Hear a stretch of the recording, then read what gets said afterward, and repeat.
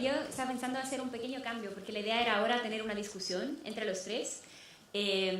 Ya tendría 1000 preguntas, ¿no? Porque en fondo, como podemos repensar las infraestructuras, dentro de infraestructuras que se hacen como infraestructuras blandas o que trabajan con el paisaje como elemento primero de esa materia de la infraestructura, ¿no? El paisaje lo que puede metabolizar los recursos. Elisa nos propone como de ser completamente libre de la infraestructura, como si eso fuera un impedimento, y Alexandros casi como la infraestructura es como algo embedded, como que está adentro del proyecto mismo, ¿no? Como que se podría solucionar todo con un único elemento. Y así mucho más, ¿no? Sobre cómo podemos cambiar el proyecto y abordar temáticas urgentes para la ciudad, esos diálogos impostergables de los cuales estamos hablando. Pero creo que quizá mejor avanzamos con otras presentaciones para ver otro punto de vista y miradas. Y yo voy a ir escogiendo preguntas, entonces si alguien en el público tiene una pregunta, me puede buscar. Y al final podemos invitar a todos los panelistas sobre la mesa y empezar una discusión. ¿Sí? Genial. Ahora perdemos, pero las otras no. Entonces voy a invitar al podio Alfredo Ramírez y Gustavo Romanillos. Alfredo Ramírez y Gustavo Romanillos son profesores de la Architectural Association School in London, y en particular Alfredo Ramírez es el director del Magíster en Landscape Urbanism, ¿no? En urbanismo de paisaje. Un magíster que hace varios años está repensando las disciplinas de la arquitectura, del urbanismo y del paisaje mismo, buscando encontrar nuevas metodologías y prácticas que puedan solucionar lo que son las urgencias del mundo hoy día. Creo que sí sale. Okay. Bueno, pues muchas gracias por la invitación a la Bienal, Janet, Felipe y todos los organizadores. Wow, no se ve nadie desde aquí. Sí, bueno, hoy venimos básicamente no representando al máster. Los proyectos del máster están expuestos aquí en una de las pantallas, en los pasillos de arriba, por si quieren ver el trabajo que los estudiantes desarrollan en el programa de máster, pero hoy decidimos mostrar más el trabajo que desarrollamos en unos talleres cortos que se llaman Visiting Schools, probablemente conocerán algunos, hay uno en Chile, y nosotros desarrollamos el de la Ciudad de México y decidimos, bueno, y Gustavo desarrolla uno en Guatemala, entonces decidimos enseñar ese trabajo, sobre todo por las posibles coincidencias que existan en el contexto latinoamericano y que probablemente pues, pudieran ser más interesantes para la ciudad de Valparaíso. Pero antes de presentar los proyectos que se desarrollaron, bueno, que se empezaron a gestar en estos talleres y que estamos intentando empujarlos a proyectos más multidisciplinares y profesionales, quería un poco explicarles la razón por la cual desarrollamos este tipo de proyectos. Como Alexandros había mencionado, hace algunos años unos geólogos se juntaron y dijeron que vivimos en una nueva época o una nueva era geológica, ¿no? Que algunos llaman antropoceno, otras personas le quieren llamar capitaloceno, por diferentes razones, ¿no? Los seres humanos de alguna manera somos la fuerza geológica más importante que existe en el planeta, o en el caso del capitaloceno, el sistema económico que domina el mundo es la fuerza geológica que está transformando la superficie de la Tierra de una manera mucho más importante. Esto yo creo que es muy importante, no solamente por las razones que mencionó Alexandro, sino por el hecho de que esto nos hace conscientes, pues como especie, del impacto que estamos generando en el planeta, pero no solamente conscientes, sino nos hace responsables, ¿no? de los cambios que estamos generando, en muchos casos cambios negativos, y esa responsabilidad no solamente se debería quedar ahí, sino es una responsabilidad pues, para reconstruir, para mantener los beneficios que nos trae vivir en el planeta Tierra, y que de alguna manera nosotros como arquitectos o como diseñadores deberíamos utilizar para poder involucrarnos mucho más en esa modificación del planeta, que ahora mismo pues, puede tener una tendencia mucho más negativa, a una cuestión mucho más positiva. Entonces es importante tener, por un lado, una visión planetaria, porque las cuestiones que hacemos en las ciudades tendrán impactos en otros lugares, ¿no? La comida que consumimos aquí pues, produce paisajes productivos en otras partes, los materiales de construcción producen paisajes de extracción, etcétera, etcétera. Entonces hay una correlación de la cual tenemos que estar conscientes y generar cierta responsabilidad. Por otra parte, esta visión planetaria se puede, digamos, asentar un poco más en una visión territorial. Esta visión territorial tiene que ver con la idea de paisaje y de entender pues los elementos o las piezas territoriales que conforman este planeta Tierra, ¿no? Por ejemplo, en la imagen es una infografía del National Geographic que explica los valles centrales de California, ¿no? No a través de unas barreras políticas o límites administrativos, sino a través de la geografía y de cómo esa geografía es la que configura el territorio, ¿no? La manera en la que se mueve el agua, en este caso, pues genera unos valles centrales en los cuales que son bastante productivos y fértiles y que tienen como mucha repercusión dentro del territorio. Entonces es muy importante entender esos límites geográficos que influyen en la manera en la que se construyen territorios. Y la tercera idea es que tendremos que generar visiones a futuro. Esta imagen, bueno, es una imagen del pasado, pero esta es una imagen de Venecia que desarrolló Jacopo Barbari. Y en esta imagen es interesante para nosotros porque en el momento en el que se dibujó no representaba la Venecia, digamos, de ese momento, sino representaba la Venecia ideal para Jacopo Barbari, ¿no?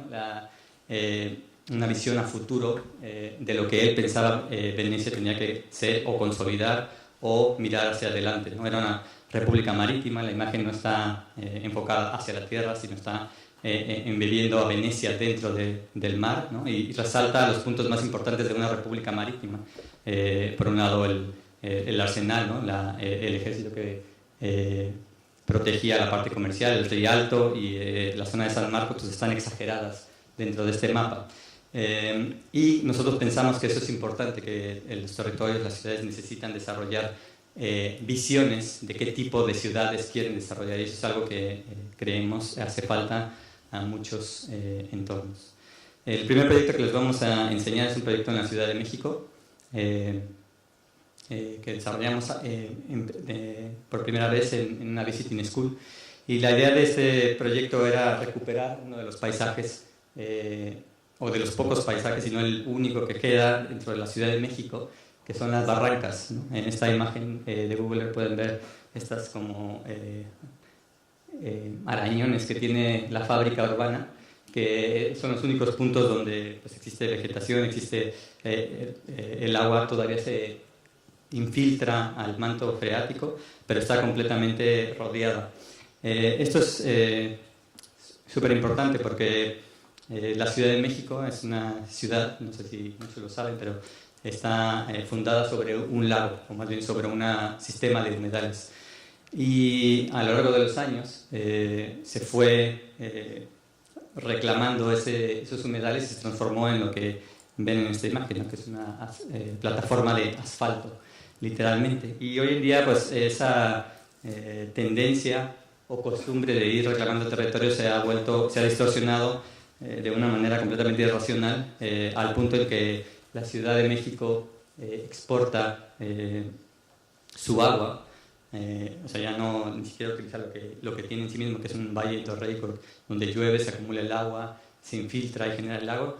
Ese lago ya no existe, 40% del agua se extrae de los mantos freáticos, por lo tanto la ciudad se está hundiendo, pero el otro 60% del agua se trae de otros valles. Se bombea y está a 300 kilómetros de distancia, pero no solamente son 300 kilómetros de distancia, sino que están en valles que están más bajos. La Ciudad de México está a 2.200 metros de altura, entonces se bombea y se sube. Y todavía lo que es peor es que el agua cuando se usa, se tira, y la imagen que ven ahí es el drenaje profundo, del cual muchos gobernantes de la Ciudad de México están muy orgullosos, porque lo que hacen es tirar todo el agua del drenaje, incluyendo la de lluvia, y la bombea para tirarla fuera del Valle de México. Entonces es una situación como bastante apocalíptica, creo yo.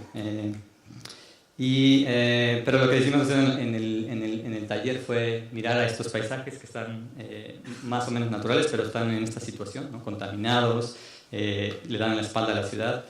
Y lo que desarrollamos con los estudiantes al principio fue intentar entender la manera en la que estos funcionan. Hicimos algunos análisis de pendientes, la manera en la que el agua funciona. Y se desarrolló un sistema en el cual los habitantes que estuvieran alrededor pudieran acceder a ello, ¿no? Que era uno de los elementos más importantes, cómo poder acceder a estos paisajes que son en pendiente. Y se desarrolló un sistema de caminos que se desarrollaba en diversas etapas y se proponían diferentes momentos en los que en cada una de estas barrancas pues, generaban pequeñas piscinas donde se acumulaba el agua y a lo largo de ellas también se podrían asentar una serie de programas pues más comunitarios que pudieran acercar a la gente a esas barrancas y tuvieran la oportunidad de tomar control de esos lugares. Entonces podían acceder, podrían hacer los suyos, podrían instalar programas que pudieran ser beneficiosos para ellos, pero al mismo tiempo esas barrancas podían recuperar su capacidad de recarga, de infiltración y quién sabe, a lo mejor incluso de distribución de agua para la ciudad, ¿no? Entonces se hicieron una serie de visualizaciones en las que se demostraba la manera en la que se podían habitar, pero lo más importante era la idea de que estos proyectos pueden ser proyectos prototípicos. En la Ciudad de México hay más de 40 barrancas en la parte oeste que se pueden ver en la imagen, y la idea es que si cada una de estas comunidades que viven en cada una de estas barrancas puede recuperar cada una de ellas, podemos generar un sistema mucho más amplio, que no solamente generarían pues, espacio público, áreas verdes, proyectos comunitarios, sino que probablemente podrían generar una visión a futuro de la ciudad, ¿no? Una ciudad futura que pudiera responder a su origen, que es, bueno, a su condición geográfica de valle endorreico, que naturalmente distribuye y recoloca agua en la ciudad. El segundo proyecto que les queremos enseñar es un proyecto que se está desarrollando ahora en la ciudad de Oaxaca, que es otro valle al sur de la Ciudad de México.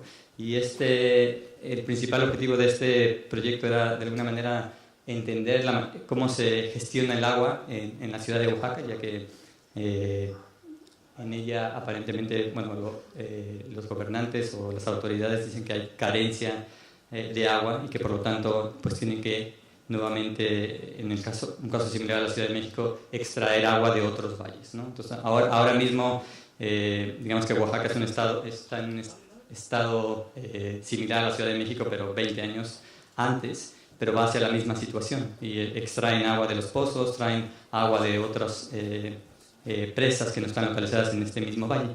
Y lo que decidimos es intentar desarrollar un proyecto con los estudiantes para ver si existía alguna otra manera de gestionar el agua, para lo cual pues, utilizamos un lugar que nos prestó una institución local que se llama Casa de la Ciudad, en el cual está desarrollando una barranca que se llama Barranca del Pedregal, que tienen técnicas de permacultura para recolectar agua.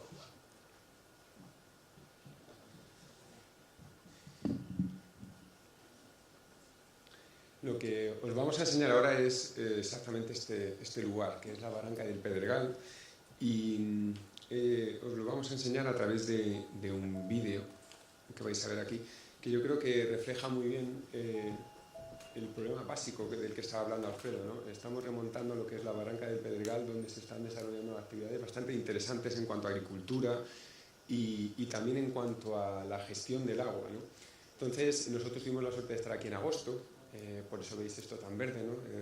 La época de lluvias estaba muy reciente y entonces estamos remontando todas las barrancas hacia arriba, veis todo lo que es verde, y ahora lo que vais a ver es la mirada hacia los valles centrales de Oaxaca. Ahí veis toda la llanura donde se sitúa Oaxaca, que ha crecido una auténtica barbaridad. Ahí habéis podido ver algunos de los pequeños embalses que están ahí, y de alguna manera este vídeo enseña muy bien cuál es el drama, digamos, que están viviendo ellos. O sea, no existe escasez de agua, lo que existe es una mala gestión del agua, ¿no? Entonces nosotros vinimos a este lugar con el ánimo de aprender cuáles eran las técnicas que desde hace tiempo están desarrollando en cuanto a la acumulación del agua, también al filtrado, etcétera, y tratar de extrapolar este conocimiento y tratar de pensarlo a distintas escalas, ¿no? Entonces, básicamente, aquí lo que estáis viendo es las 4 escalas a las que tratamos de trabajar. La primera de ellas, que ahora veremos un poquito más en detalle aquí arriba, es la escala de los grandes valles centrales, de los 3 valles, digamos, que convergen en la ciudad de Oaxaca, en el centro. La escala que tenemos a la derecha es la del contacto, digamos, de todas estas barrancas con la ciudad y con la parte más dedicada a la agricultura. La escala abajo a la izquierda, más específica ya de la barranca del Pedregal, y luego una escala un poco más, bueno, ya más pequeña de la propia construcción que quisimos tener in situ. Bueno, una pequeña construcción que queríamos que recogiese el agua de lluvia también, porque había muchas iniciativas que también trabajan pues recogiendo el agua directamente de la lluvia, ¿no? Esta primera escala para nosotros también fue como algo un poco encontrado, porque nosotros estábamos trabajando en la barranca del Pedregal, en un caso específico, cuando de repente nos pusieron en contacto con otra gente, con otras iniciativas privadas en el fondo, y nos dimos cuenta de que había un esfuerzo muy grande, pero muy atomizado también, por el cual, digamos, bastantes personas estaban tratando de promover iniciativas similares, que básicamente consistían en la construcción de pequeñas presas que acumulasen el agua suficiente como para poder regar o dar riego a una pequeña zona de agricultura como la que acabamos de ver, ¿no? Entonces, nuestro trabajo aquí, más que nada, fue recoger también todas esas ideas, todo ese conocimiento que tenían también ellos de números reales, de la cantidad de lluvia que hay por año, de la cantidad de agua que se filtra realmente al manto, de la cantidad de agua que finalmente se puede recoger, durante cuánto tiempo se puede recoger, cuánto es, digamos, también el agua que se evapora, por qué se filtra, etcétera, ¿no? Entonces, lo que hicimos con todo este esfuerzo, digamos, atomizado, fue trabajar con varios de ellos y tratar de imaginarnos cómo podría trabajarse en común con todos estos, digamos, particulares, o incluso también promoverlo a nivel de asociaciones, y tratar de imaginarnos una propuesta, que es esta que veis aquí, que sería la de, bueno, pues rodear los 3 valles centrales de Oaxaca por un sistema de micropresas, aprovechando todas las microcuencas que calculamos aquí, y tratarnos de imaginar también cómo sería, pues, funcionar a distintos niveles. Este sería el primer anillo exterior que nos imaginábamos, que es el que podría acumular el agua de cada una de estas microcuencas que veis aquí, y sería un primer anillo que daría, digamos, el agua suficiente como para abastecer la agricultura, ¿no? Ahora mismo se piensa que se necesita alrededor de 1000 litros por segundo de agua para alimentar, digamos, todas las necesidades de Oaxaca. Entonces, con los números que nos habían dado encima de la mesa y con los cálculos que sacamos de este modelo hidrológico, que sí que tenía en cuenta toda la infiltración, todo el agua que se iba por evaporación y demás, teníamos que podíamos recopilar o recoger, digamos, hasta 10.000 litros por segundo, o sea, 10 veces más de lo que era necesario, ¿no? Entonces nosotros, pues bueno, calculamos esto y propusimos, digamos, también este mapa como un ejemplo de un primer anillo que podría tener otro segundo anillo concéntrico interior que se tratase, digamos, o que tratase de acumular el agua más bien ya para el consumo, digamos, de agua potable de la ciudad. Trabajamos también a una escala, digamos, intermedia, que era básicamente la escala de encuentro entre todas las barrancas con la zona más urbana o también la zona intermedia que se dedica a la agricultura, tratando de encontrar también estos lugares óptimos en función de distintos criterios también donde podríamos ubicar estas pequeñas microcuencas, ¿no?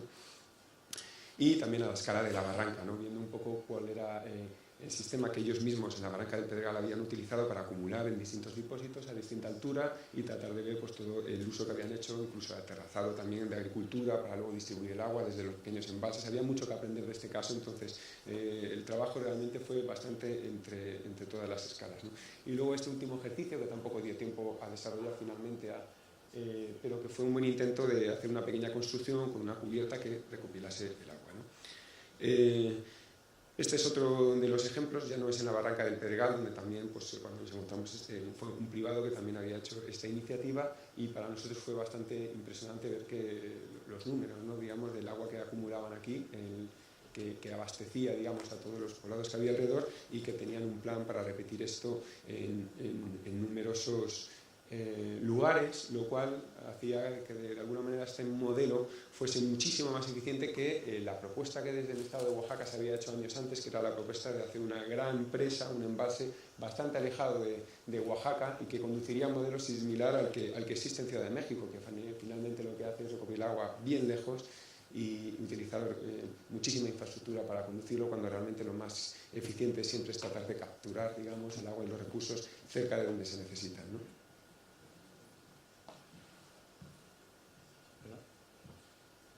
Sí, ya vamos a terminar.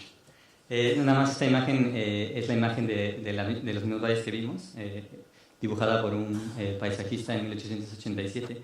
Si vemos la misma imagen hoy día, pues ha transformado radicalmente. Entonces nuestra propuesta es una idea de cuál sería el tipo de ciudad que esta gestión de agua que proponemos podría generar. Obviamente pues esto es una imagen en progreso, pero imaginamos que si se gestiona el agua de manera diferente, la estructura, la manera en la que la ciudad puede crecer o desarrollarse podría ser diferente.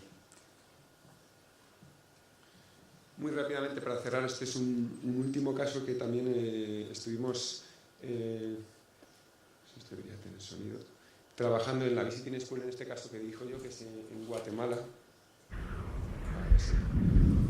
Y en este caso lo que se analizaba era el lago de Atitlán, que es hombres de uno de maíz, los más importantes de Guatemala. aquí puestos por los dioses. No lo pedimos, pero lo tomamos y hemos hecho con ello, con grandes logros y avances. La tierra está viva, no es buena ni mala, no pretende nada.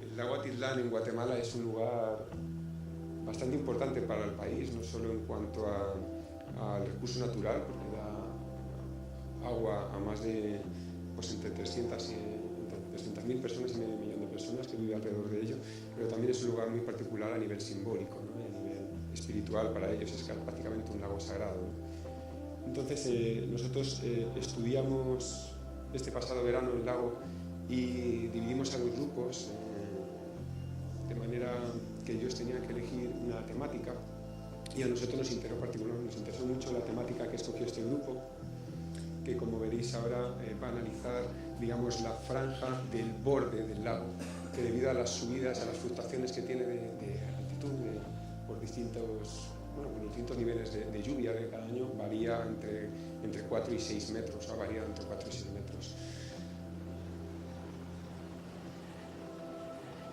Y así nos acoplamos a ella, en continua adaptación, viviendo bajo la seguridad que todo es impermanente y la única cosa segura es la incertidumbre. Tomamos la tarea de investigar, como arqueólogos, los huesos y fósiles del intento continuo de la humanidad en acoplarse a este ente vivo y que nos da vida.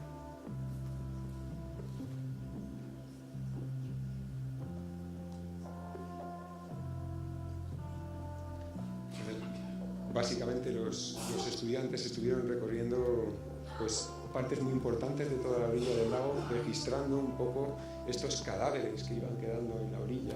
Todo este lugar era un lugar volcánico. Y que debido, digamos, a que nunca se había planificado y a que nunca se había, digamos, tratado de dar una respuesta, pues de una manera, digamos, adaptativa, flexible, se iban quedando estos cadáveres, estos muelles, viviendas absolutamente inundadas, quedándose en una franja absolutamente vacía, como podéis ver, y abandonada, que en este caso simplemente analizamos, ¿no? Lo que hicimos en este taller fue un trabajo, como ha dicho, digamos, uno de los alumnos cuando tenía esta voz en off, fue un trabajo de arqueología. Entonces en futuros talleres lo que vamos a tratar es de trabajar de una manera más propositiva, digamos, sobre este problema, al igual que lo hemos hecho en Oaxaca. Y como estamos fuera de tiempo, ya os lo corto, porque lo que es digamos, es un registro de toda esta problemática de la orilla y en el lago. Pues nada, muchas gracias.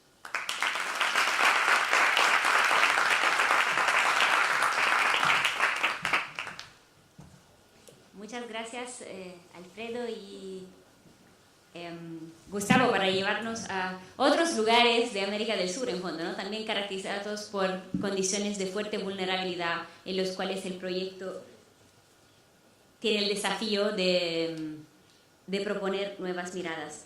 Quería invitar a Amy Chester de Rebuild by Design al podio. Va a darnos la próxima presentación. Y acá. ¿Cuál es which one? Yeah. Okay. Creo que es un gran honor tenerla acá con nosotros, porque no sé si ustedes escucharon o vieron, si algunos de ustedes son, imagino, arquitectos, estudiantes de arquitecturas, de varios de los concursos que se han realizado en el área de Nueva York en los últimos años y que intentaban abordar el tema de la resiliencia, ¿no? Como la infraestructura verde, como una oportunidad para mejorar la resiliencia de nuestras ciudades en frente al cambiamiento climático y lo que llamamos desastres naturales, que en fondo no son tan naturales. Rebuild by Design hace algunos años está colaborando con algunas instituciones como el David Rockefeller Center para crear los procesos que hacen posible esos proyectos y esas transformaciones. Well, just introducing. I don't know if it was clear, but No, but I trust you. okay. Thank you. Thank you so much. And I don't know Spanish very well, so I'm going to just trust that. That was great. Can you?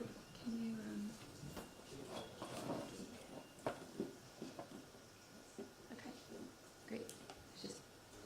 So I'm just going to start with the short video.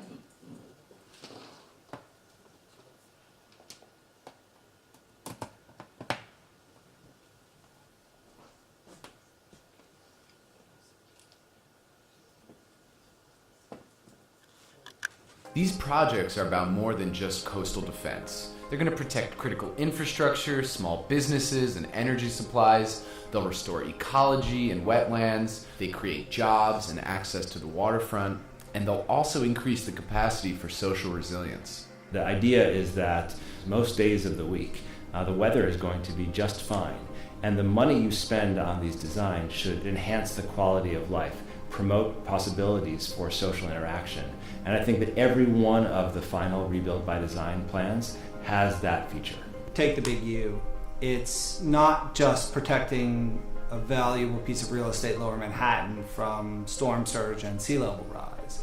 It also connects the Lower East Side communities with the river in a more functional way. It proposes to create common spaces for arts and education.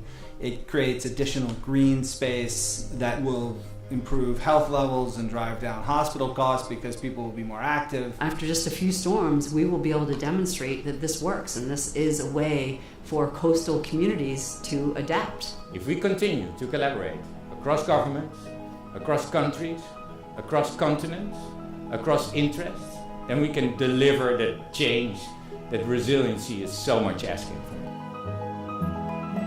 These projects are now inspiring a lot of people, and we're also learning from these projects because we don't know what's actually going to get built. There's not a shovel in the ground yet, but there are a lot of cities that are looking towards us for our lessons learned as they think about creating a resilient future.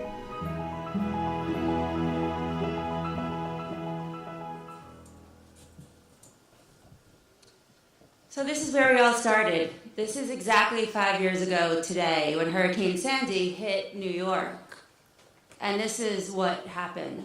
I don't know if there's a Spanish translation to hot mess, but for us it was the first time that we had a real wake-up call of what climate can do to our region. We had all seen what happened during Hurricane Katrina and were shocked as US residents that that could happen to us.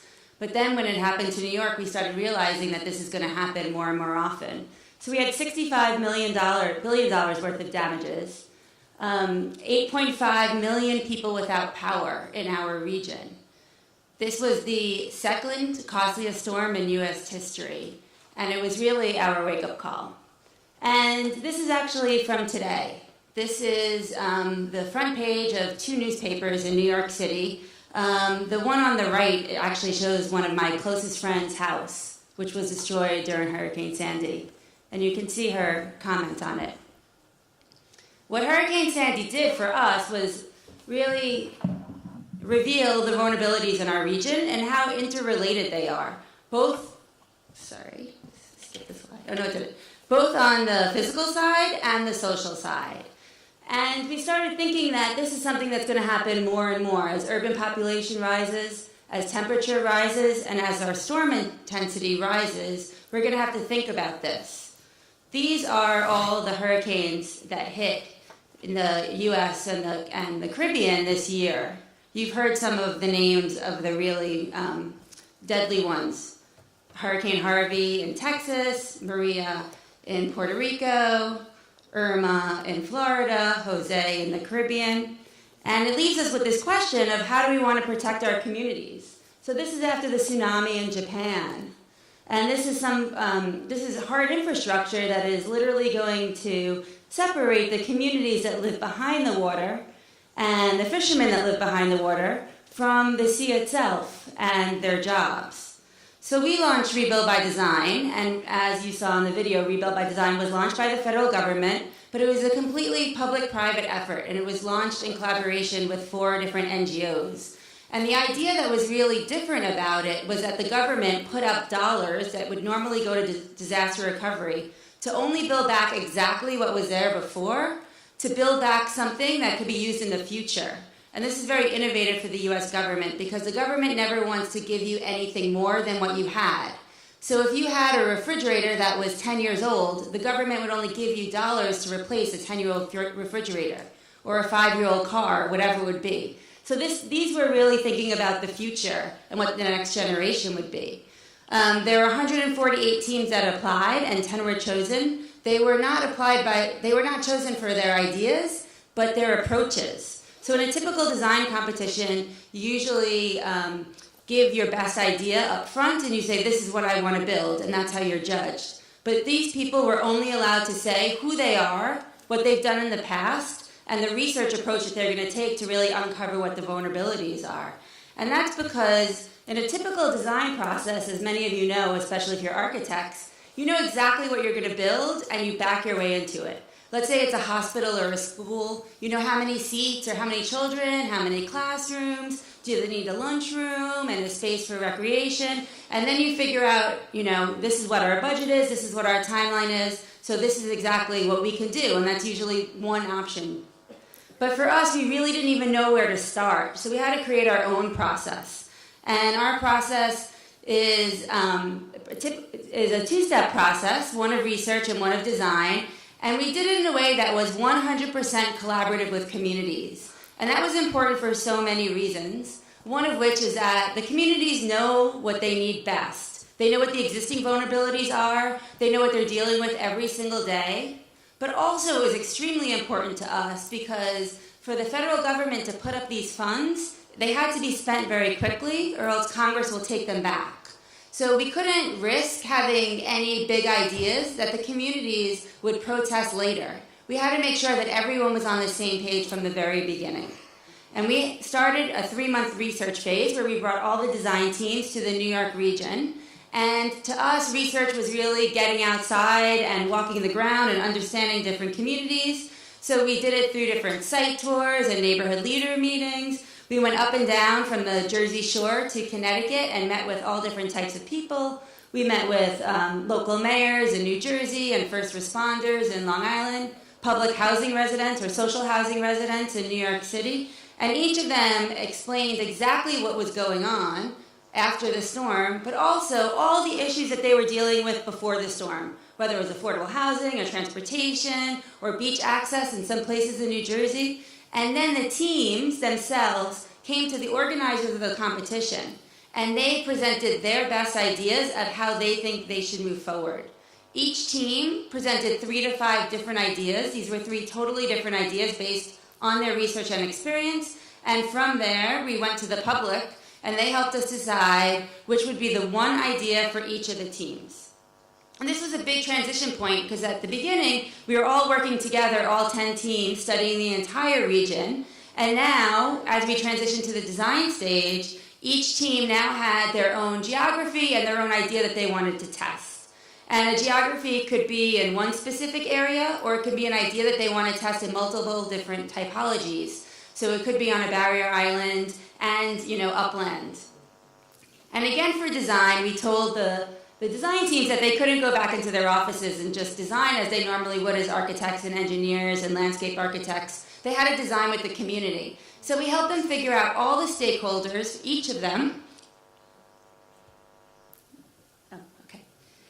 For each of the 10 design teams, we helped them figure out all the stakeholders in their individual areas. Stakeholders could be community organizations, but they could also be all the different government agencies who have any say, whether it's permitting or policy-wise of what gets built there. It might be landowners who already own the land that's near the water. And we did different kinds of charrettes and different tours and excursions, and we tried to be really creative because regular people, not people like you and I who have come to a place like this, would never really leave their house to go to a community meeting. I know my parents never did when I was a child. So we tried to do things that would be more interesting to get people out and talking to each other. So these are just some of the examples. We did a bike ride in an area that has absolutely no bike lanes in a former industrial site in Connecticut. On the bottom left, we did a workshop to educate small businesses in the Rockaways of what they need to do before a storm comes to back up all their inventory, to back up their customer lists. And then we kind of turned the conversation into, what do you want this community to look like? Because usually small businesses aren't thinking outside their businesses. And the last one is a picture of a parade from Asbury Park. You saw this in the other slide. I just want to say how unusual this is in the United States to have such a large swath of a stakeholder engagement over a small period of time. So we worked with 535 community organizations at the end, almost 20 different universities, and 181 government agencies. And these are the 10 projects. The 10 projects were awarded $930 million. The biggest one was $335 million, and the smallest one was a runner-up that got $10 million. I'm just going to go into 3 of them extremely short because we don't have much time. The first one is the Big U, which you heard about in the video, and that's going to wrap around all of Lower Manhattan. All of Lower Manhattan is a floodplain. I'm not sure how familiar you are with the area, but it's been filled in over time, so it's all fill. And in the area where the team started, it was mostly the most vulnerable community in Manhattan. So it's about 100,000 low-income social housing residents, and they're divided by a highway into, and then there's a park on the Lower East Side. And this is reimagining what the park could be to create a berm that would reconnect the Lower East Side residents to the park, but also protect them from storm surge. This is a completely in-water solution for Staten Island, which is one of the boroughs in New York City, and it's offshore breakwaters. And the idea is to bring e-concrete and oysters to stop the intensity of the waves, which is eroding the beach, which is the reason why they're getting flooded. The last example is from Hoboken. It's a completely comprehensive plan. Hoboken is in New Jersey. It's 1 mile long by 1 mile wide, and it's just adjacent to New York City. And they have a plan that will resist the water from the 2 breach points with some hard infrastructure, delay the water using green infrastructure, store the water when it's too much to be delayed, and then clean it and discharge it. All 7 projects are moving forward right now, and construction is going to start around 2019. I have to be very honest, I'm even surprised that all 7 of them are moving forward. We continue to have unbelievable support from the work that we did up front. And there is $1.74 billion that are allocated to these projects. And I only put that up there because we started with $930 million just 3 years ago. And this is to explain that when you have a good idea, it really attracts money and investment. And people want to be a part of it. Our process has now inspired a lot of different processes. The year after Rebuild by Design ended, President Obama launched the National Disaster Resilience Competition, which was another contest similar to ours where states and cities competed for another $1 billion of federal funds. The Rockefeller Foundation, in partnership with USAID, launched the Global Partnership for Resilience in the Sahel in Africa and Southeast Asia, and we started a formal partnership with 100 resilient cities. Just a few slides on what we're up to today. We recently launched the Bay Area Resilient by Design competition. It took us 3 years to put this competition together. It's focused on sea level rise primarily and long-term effects of climate change. It's for all 9 counties surrounding the San Francisco Bay. And it's also looking at all of the issues that they have today. And if you're familiar with Silicon Valley, you might know about all the transportation and housing issues and most of all the equity issues that exist in the Bay. Here are just some other examples that we're working on. We've been working on a master plan for Xochimilco in Mexico City, working on making more resilient and sustainable building codes in Los Angeles, creating a resilient design pilot project in San Juan in a community that's extremely vulnerable, that was completely community-led. And in Oakland, we're understanding how the city can better interact with its community. Since we didn't have enough time, you're welcome to download our book, which is free on our website. Thank you.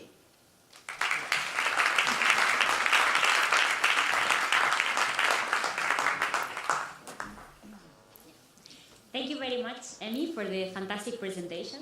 I think the work you're doing is impressive, and the numbers show this.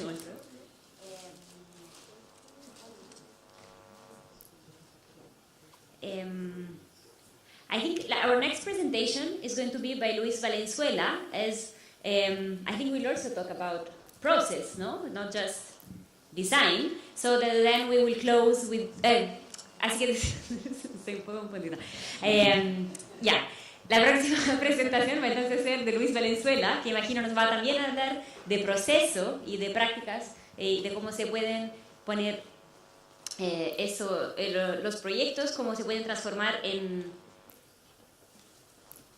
realidad. ¿Cuál es, Luis? Perfecto. Y para después cerrar, antes de, ojalá, tener una discusión con todos, para cerrar con 2 proyectos de diseño por Flavio Janges y práctica.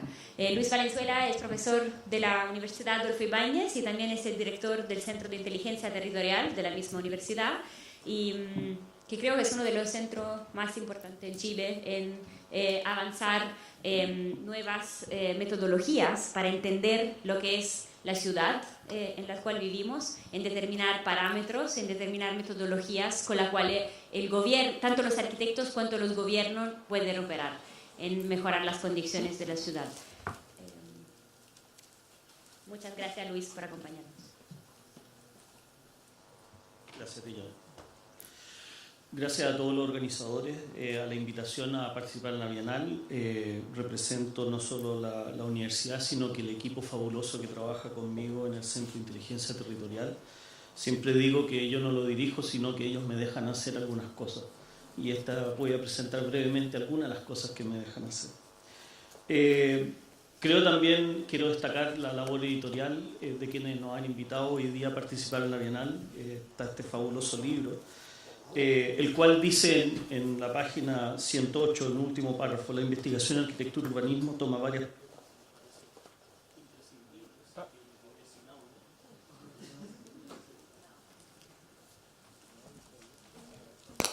¿Aló? Para definir los diálogos impostergables y llevarlo a la comunidad de arquitectos y ciudadanos. Primero nos ayuda a definir los contextos en que podemos y tenemos que operar formulando nuevas teorías. Más que reformular nuevos contextos, lo que nosotros nos hemos dedicado o hemos tratado de hacer es volver a cuantificar los contextos, volver a darles dimensión y comparar. Eso es algo bastante básico en la arquitectura y que nos enseñan prácticamente en los primeros años. Por eso la respuesta a vulnerabilidad es bienestar territorial y la vulnerabilidad crítica.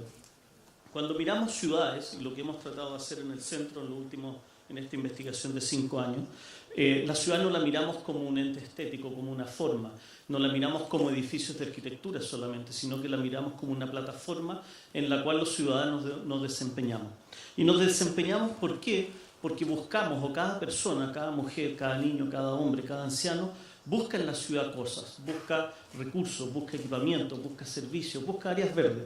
Por ende, cuando en la ciudad que se va formando de distintas maneras, tenemos 2 personas que viven en un mismo distrito, una misma comuna, en un mismo municipio, pero cuando salen a caminar de su casa, muy probablemente se encuentran con realidades totalmente distintas, muy divergentes además, y muy heterogéneas. Lo que tratamos de hacer es comprender cuál es esa heterogeneidad, comprender cuál es esa diferenciación, parametrizando y buscando cuál es la accesibilidad funcional que las personas tienen desde cada una de esas manzanas. Eso quiere decir que lo que hacemos es catastramos los servicios y los equipamientos en distintas ciudades de Chile, 22 ciudades en total para decirlo, y vemos el alcance que las personas tienen de la manera más democrática posible a llegar a esos equipamientos y servicios. En este caso, la imagen que ustedes ven es de Santiago y la accesibilidad de áreas verdes de Santiago. ¿Qué quiere decir eso? Que cada manzana que está pintada verde, no son las áreas verdes están en rojo, cada manzana es la accesibilidad que las personas tienen caminando en un modelo de probabilidad de poder llegar a ellos. Y lo que existe como resumen en cada uno de los municipios, que aparece un número que no se ve ahí por el tamaño, en el fondo la sumatoria, la consolidación de manzana por manzana de acuerdo a la densidad de las personas que viven ahí. Si hacemos una mirada más cerca, en el caso de Renca, que ven ustedes a su derecha, ¿no es cierto?, en la última inauguración del gobierno metropolitano de Santiago, se inaugura un parque de 200 hectáreas y lo que podemos ver es la accesibilidad a esa área verde nueva. ¿Cuántos metros cuadrados tengo disponibles de acceder? ¿Cuánta opción tengo yo de ir y llegar a esa área verde? ¿Y cuánto esa área verde va a mejorar, digamos, mi situación de Renca antes y después en las dos barras rojas que ven ahí a un costado? Esa es la situación antes y cómo se mueve simplemente con esta inauguración de este parque en las distintas comunas, cómo sube Renca automáticamente. Otro caso que hemos visto es un parque metropolitano, otro caso que estamos trabajando en Peñalolén, un colegio y la accesibilidad de este colegio de distintos estudiantes y las áreas verdes que sus barrios tienen disponibles. La accesibilidad al colegio la medimos a través de las rutas de los estudiantes, pero también vemos esas rutas en el día a día, todos los días, las mañanas y las tardes, como atraviesan ámbitos y zonas de delito, de consumo y tráfico de droga. Y específicamente ciertas zonas desprovistas de área verde como las que ven ahí. El resultado pasa a ser una cartografía de este tipo, donde las trayectorias están en colores rojizos y las áreas de concentración o de clúster de droga y consumo de droga en las mañanas y en las tardes, las cuales atraviesan los niños, es esa. Y cómo la ciudad entonces plantea estos dolores, plantea estos grandes territorios de luchas, de conflicto. La ciudad también, a través de sus proyectos y sus intervenciones, puede establecer cambios rotundos en el día a día. Así, cuando vemos estos indicadores que nosotros catastramos y parametrizamos en los 5 municipios de Gran Valparaíso, como ven ahí, Valparaíso, Concón, Viña del Mar, Villa Alemana, Quilpué, uno puede ver indicadores de accesibilidad área verde, indicadores de cultura, indicadores de accesibilidad a equipamiento deportivo, indicadores de accesibilidad a salud, y rápidamente podemos establecer una estrategia de qué servicios, qué equipamientos en cada una de las comunas debiéramos colocar. Pero no solamente eso, y esto recuerden es a partir de la accesibilidad medida peatonal con topografía de cada una de las manzanas, pero no solamente eso, sino que podemos geolocalizar esa iniciativa. A dónde nuestros recursos públicos y privados, en asociación, sin asociación, lo que colocamos en la ciudad puede beneficiar efectivamente a más personas y a través de beneficiar a más personas revertir los lugares de mayor contingencia y de mayor conflicto en ellas. Aquí voy a pasar a lo largo una serie de cartografías de los distintos indicadores. Les pido que se fijen abajo en los rectángulos que están en rojo, donde están los indicadores más bajos. Primero el indicador de áreas verdes, luego el indicador de cultura, luego el indicador de equipamiento deportivo, el de salud, el de servicio y el de colegio, ¿no es cierto? En el caso de la comuna Valparaíso, dentro del área Gran Valparaíso, está bajo, o el más bajo de las 5 comunas, solamente en el de área verde, y el que está más bajo en 3 de los indicadores es la comuna de Concón. Este es el de áreas verdes por manzana, que está puesto. Esta es la accesibilidad a equipamiento cultural, el cual tiene más bajo en Concón y Villa Alemana. El que tiene mejor equipamiento cultura es Viña del Mar. Este es el caso del equipamiento deportivo, el cual más bajo nuevamente es Concón, uno de los más altos, llama mucho la atención, es el caso de Valparaíso. El equipamiento de salud bastante parejo, con excepción de Viña del Mar, que tiene un aumento notable, pero el más bajo es Villa Alemana. Equipamiento de servicios públicos, son todos los servicios públicos que la ciudadanía necesita, uno de los más bajos, Viña del Mar. y el equipamiento a educación, que es uno de los alarmantes dentro de distintas áreas metropolitanas de Chile, es bastante bajo en sí para toda el área metropolitana de Gran Valparaíso. Es decir, hay escasez de matrícula para los niños caminando a los colegios. Y también hemos complementado esto con indicadores de análisis de imagen satelital, esto es de amplitud térmica, es deterioro de la calidad del medio ambiente, esto es indicador de cobertura vegetal, concentración de masa vegetal en el entorno, índice de infraestructura básica, condiciones de nuestra infraestructura levantado con la Cámara Chilena de la Construcción y materialidad de vivienda también levantado con ello a través de información del censo.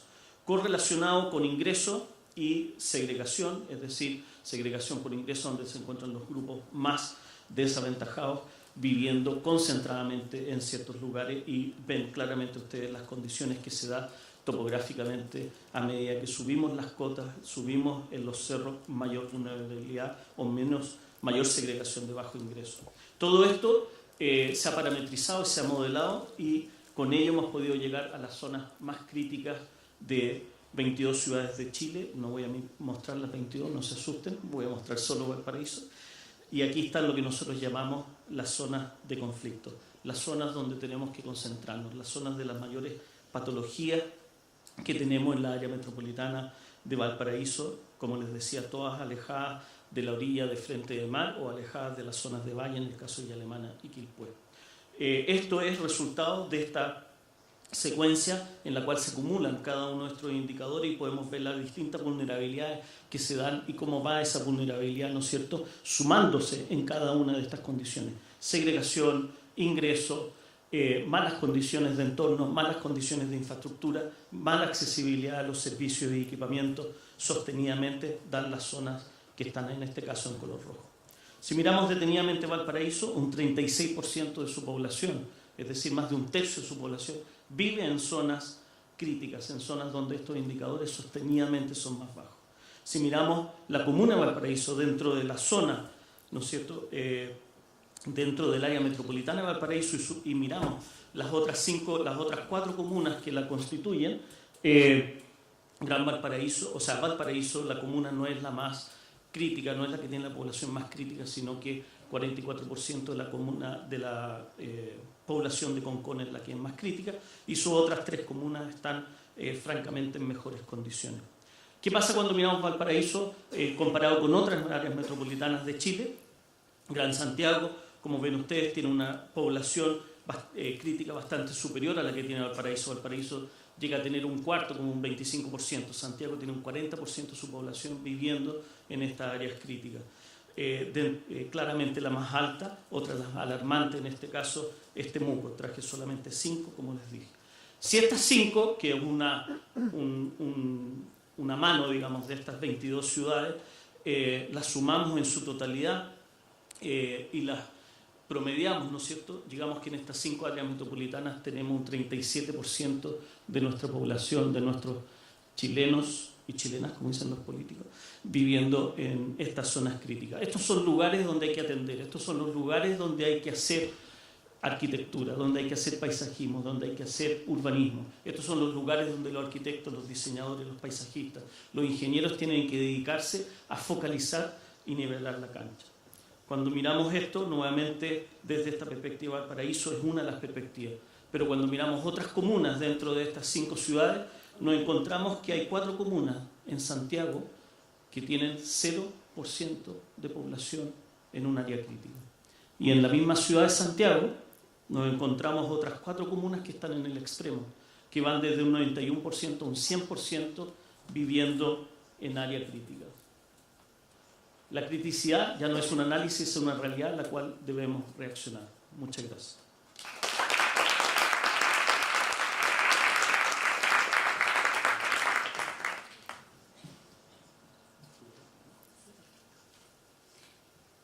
Muchas gracias, Luis, por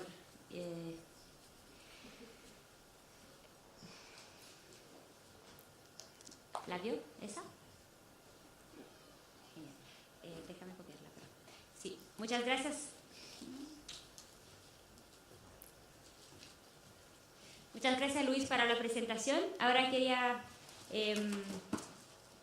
introducir a Flavio Janges, arquitecto y profesor en Buenos Aires, que también tiene un proyecto acá en la Bienale, súper interesante, de intervenciones en áreas marginales de los barrios de Buenos Aires, y donde el espacio abierto y cómo se puede involucrar la población en vivir ese espacio abierto juega un rol fundamental. No sé si nos va a enseñar ese proyecto.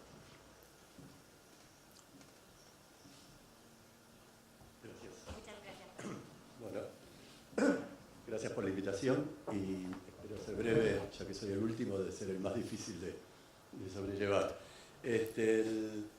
Cuando recibí la invitación de Janet, recibí este mail, donde pedía que hable de la forma a través del espacio abierto y los proyectos de paisaje para mitigar problemas de vulnerabilidad.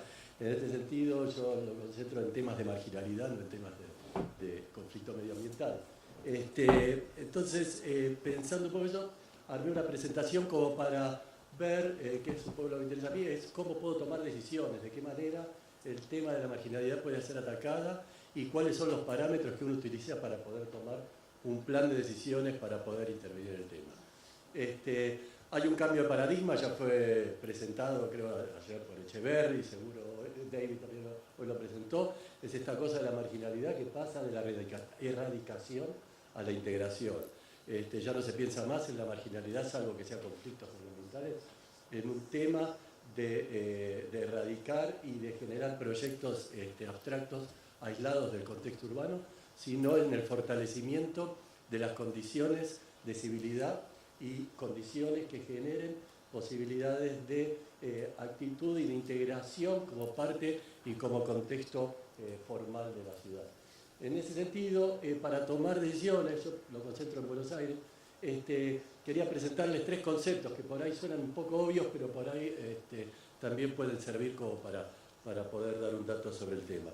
Los 3 conceptos sobre los que me gustaría trabajar es con el tema de la cultura urbana, el tema del evento urbano y el tema del barrio. La cultura no vista como un acto elitista, sino la cultura basada en las instancias simbólicas de la interacción cotidiana.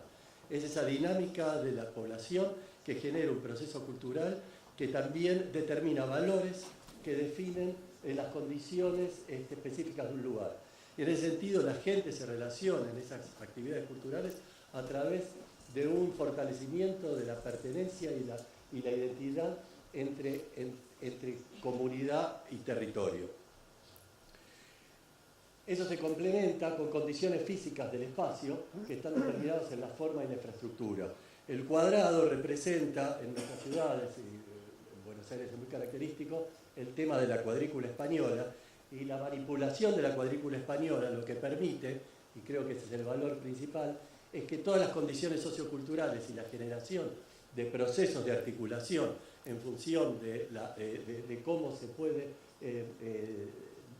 disrumpir o interrumpir la continuidad de la trama, genera condiciones que posibilitan procesos de identificación y de creación de imágenes características. Como por ejemplo la Boca, el que fue a Buenos Aires, obviamente todo el mundo lo conoce, donde no solo es referido en función de una abstracción física o una morfología física, sino también a través de su cultura, el baile, la pintura, los colores, hasta reconocerlo como la República de la Boca, y obviamente el fútbol y la religión. El templo, y podemos verlo en su relación con el dibujo de Le Corbusier, donde la búsqueda es ignorar la condición de la cuadrícula y la forma de construir esas condiciones socioculturales en espacios que lo permitían, para poder determinar morfologías o formas que se determinan en la especificidad o en la espectacularidad de lo construido. Nuevos proyectos como el de Puerto Madero generan esa espectacularidad y no hay lugar a esa especulación que genere esos procesos de identificación comunitaria. También las grandes infraestructuras producen esta especie de interrupción y esta fragmentación que lo que hacen es dividir esas condiciones de coexistencia y en muchos casos motivan o producen condiciones de marginalidad, de segregación y de estigmatización de lugares y territorios. El objetivo entonces es buscar cómo eso se puede rearticular en función de organizar coexistencia y cohabitabilidad que determinen las condiciones o las oportunidades que generan la construcción de los barrios o de los nuevos barrios.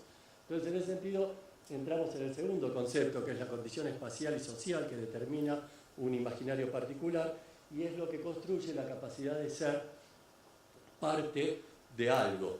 El fortalecimiento, el barrio se estructura en función de los fortalecimientos de las diferencias, cada uno de los barrios se constituye en una identidad particular, la integración de lo diferente puede ser la segunda etapa, donde cada uno puede construir su propia identificación y su propio valor en la diferencia con el otro, entonces me reconozco y soy porque el otro es distinto, y en la posibilidad de activar los lugares de entremedios para poder generar un proceso de diálogo y de sinergia positiva que construya motivaciones de desarrollo en lugares que no logran establecer estos acuerdos y estas interacciones.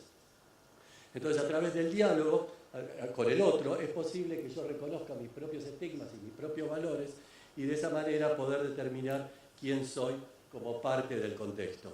Este diálogo, donde cada barrio, cada lugar se caracteriza por ciertas situaciones, en el caso de Buenos Aires principalmente en función de la escala de su forma física, pero también en su relación con ciertos parámetros socioculturales o identificaciones culturales, como obviamente es el fútbol, pero también la religión o actividades o comunidades características, genera como esta situación policentral donde construye un diálogo y una forma de articular condiciones que generan estas oportunidades de realizar o de promover la integración. Estos puntos de policentralidad estos son ejemplos de proyectos que hicimos en el sur de la ciudad con la Universidad de Delft, donde buscamos de qué manera cada uno de los lugares podrían generar esos puntos de intensidad para después buscar los sistemas que los relacionan y los articulan. Lo mismo en este lugar, donde cada uno de estos puntos son especificidades que determinan valores y oportunidades, características, pero que generan el proceso de identificación o que se reconoce el proceso de identificación en la relación y en la integración con una estructura más amplia. La integración, entonces, es la oportunidad para poder generar estos procesos de recomposición y de recualificación de la marginalidad. Entonces podemos volver, y si consideramos que las oportunidades están definidas en las características sociocomunitarias y físicas territoriales, y que esos están estructurados a partir de estructuras policentrales y de flujos que eficientizan o que mejoran la capacidad de movilidad y accesibilidad, podemos determinar también los valores que los eventos generan en construir acciones tácticas que promueven el desarrollo evolutivo de los procesos de integración. Entonces los eventos, ya sean ordinarios, extraordinarios, en distintos tipos, en cualquier posibilidad de actividad, pueden construir también una forma de articular y de producir reacciones que no están preestablecidas en el mismo proceso proyectual.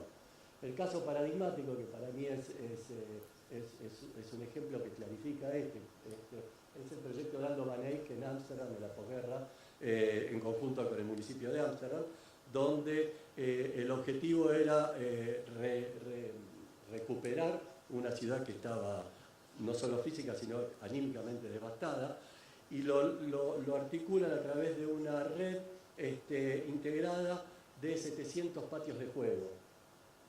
Cada uno de estos puntos son 700 patios de juego, donde promovían no solamente la generación del juego específico, sino también una manera de construir sistemas de relaciones basados en esta estructura policéntrica, pero también en la reconstrucción de los puntos intersticiales que quedaban vacantes y que generaban un conflicto en la referencia de la guerra, y también una articulación participativa similar al proyecto que presentaron Reville Baldizano.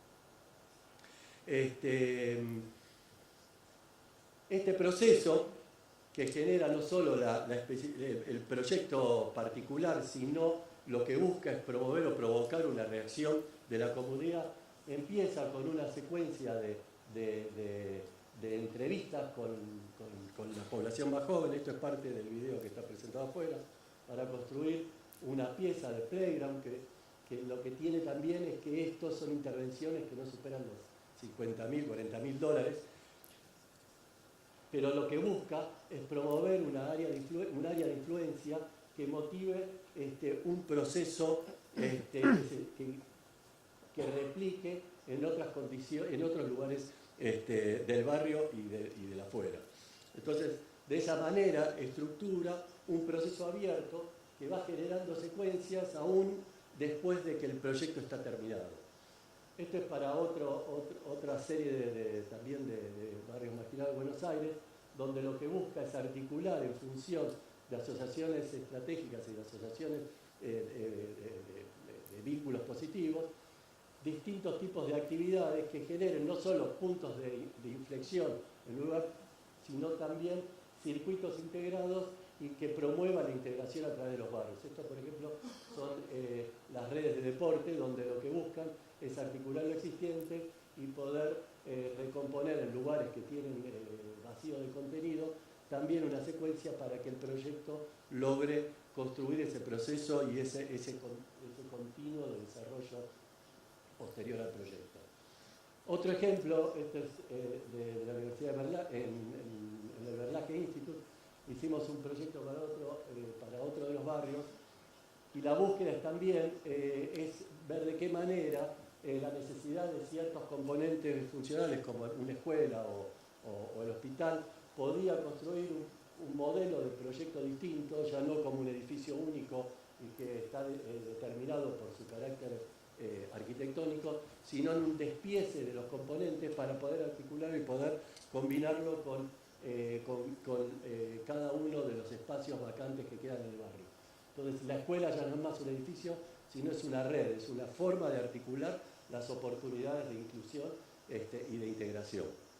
Cada uno de estos volúmenes es una de las piezas de la escuela que se pone en los lugares vacantes, y lo que se promueve son ciertos circuitos virtuosos que generen también no solo el desarrollo de la escuela, sino también las posibilidades de la promoción del entremedio para poder habilitar a una reacción positiva de la comunidad. Este proyecto también estuvo en otro de los barrios.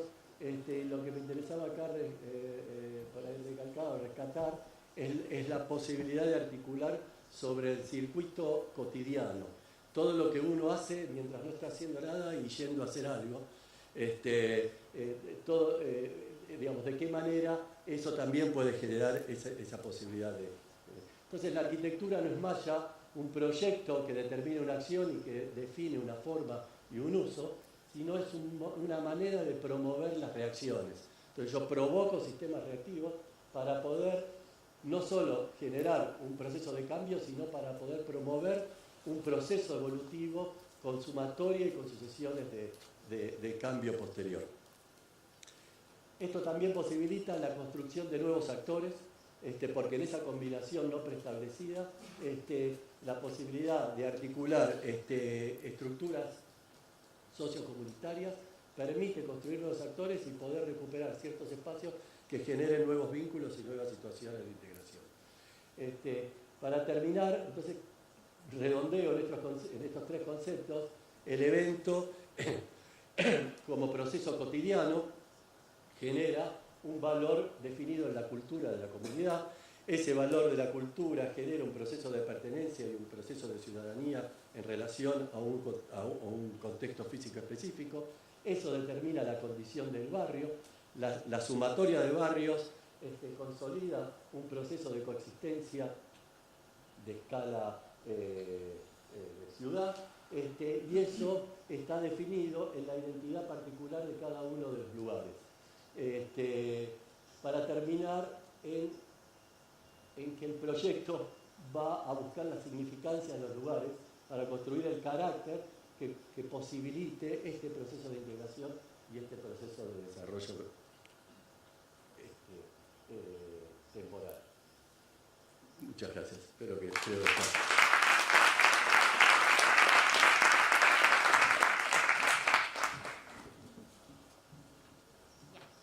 Muchas gracias, Flavio. Y aquí de verdad terminamos con la última presentación. Y bueno, si tienen algunas preguntas rápidas, las tengan para el final. Quería invitar ahora al podio para cerrar esta sesión, que en fondo ese segundo panel quería enfocarse sobre las infraestructuras verdes, como nos recordó también Flavio. Quería invitar a José Mayoral, Jaime Daroca y José Ramón Sierra. ¿Van a venir los tres o uno? Ya.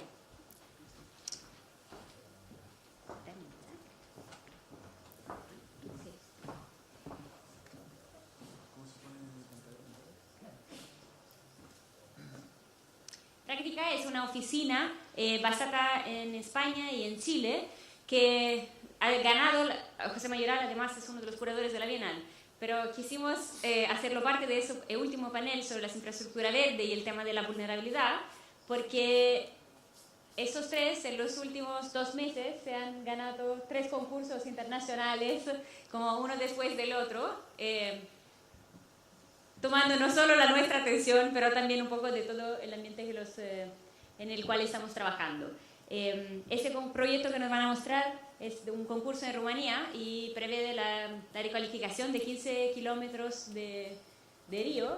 Y eso, nos gustaría saber un poco más de ese proyecto y también para cerrar, cómo eso nos vuelve al tema de la vulnerabilidad y cómo puede el proyecto de paisaje y de arquitectura en fondo solucionar las debilidades de la ciudad. Gracias.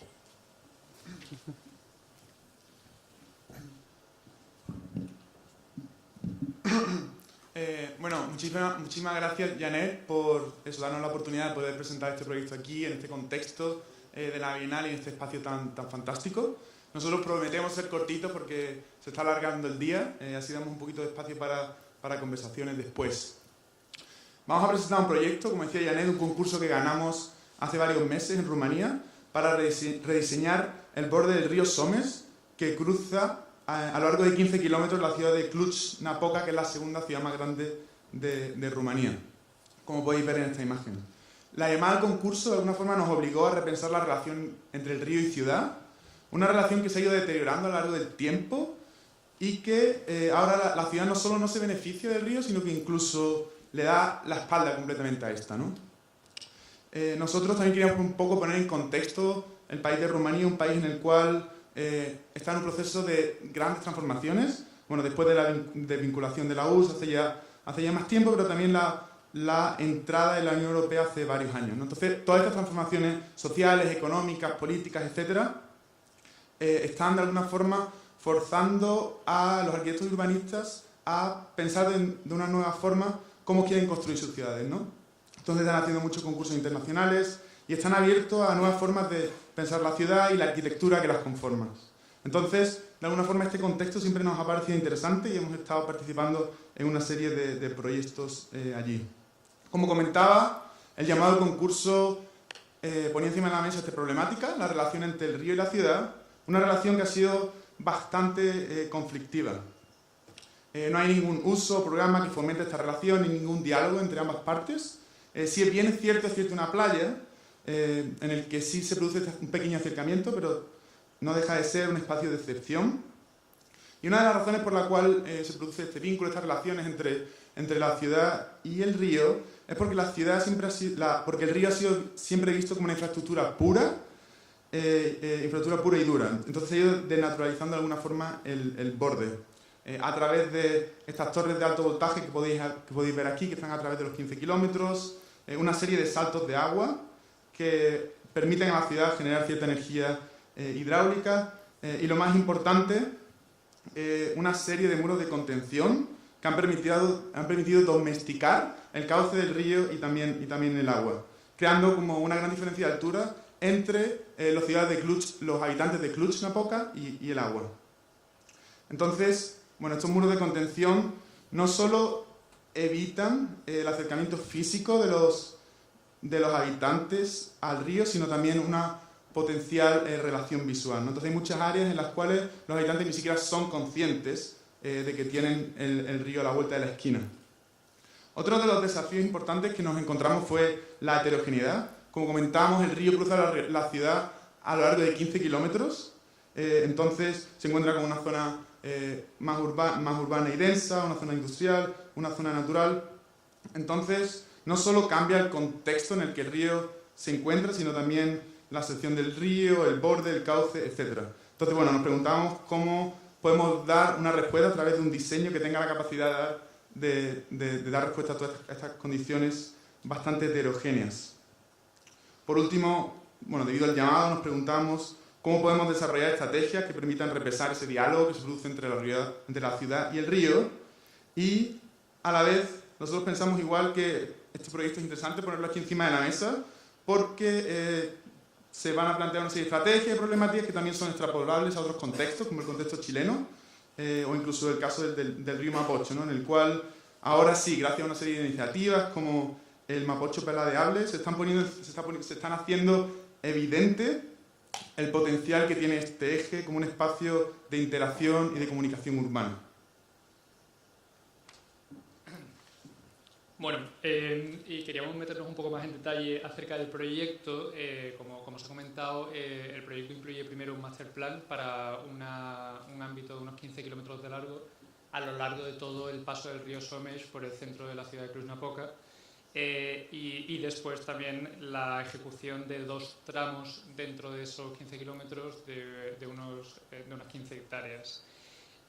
Nosotros, para un ámbito tan grande, no queríamos proponer una serie de intervenciones arquitectónicas puntuales que se quedaran en una acción muy determinada, sino que queríamos centrar la propuesta en una serie de capas, una serie de estrategias generales que fueran capaces de resolver todos los problemas que la ciudad experimenta ahora en su relación con el río, y que también fuera capaz de resolver los problemas puntuales que tienen los diferentes tramos que comentaba José, en el que se manifiesta esa relación actualmente. Esta serie de estrategias se hacen visibles a través de una serie de capas, que son las que veis aquí, en la que dividimos la intervención. La capa básica sería la topografía, en la que nos encontramos también una temporalidad de muy larga duración, obviamente. Es la capa que nos planteamos de forma un poco más permanente, pero nos interesaba modificar la topografía que la ciudad tiene ahora mismo de cara al río, que como veíamos son unos muros de contención muy verticales y que permiten muy poca relación de los habitantes con el agua, y a nosotros nos interesaba suavizar esa relación en forma de una serie de terrazas que fueran variando su ancho y que permitieran más o menos relación según las condiciones urbanas que tuviéramos alrededor de cada uno de los tramos. La siguiente capa sería una capa de vegetación, que entendemos que tiene una temporalidad un poco más corta que la topográfica, y ahí nos interesaba retomar un poco el tema de la renaturalización del frente fluvial y atraer las especies vegetales y animales incluso propias del lugar. O sea, queríamos proponer un landscape renaturalizado que también conllevara pocos gastos de mantenimiento y que realmente fuera una cosa propia de esta parte del país de Rumanía. Y sobre estas capas de topografía y vegetación plantearíamos una tercera capa de infraestructura, que es en sí la capa más arquitectónica, con la que nos interesaría resolver el resto de problemáticas de programa y de uso y de relación de la ciudad con el río. Y ahí sería donde se incluirían todo tipo de nuevas actividades y de espacios de un poco actividad cívica en relación con el eje fluvial.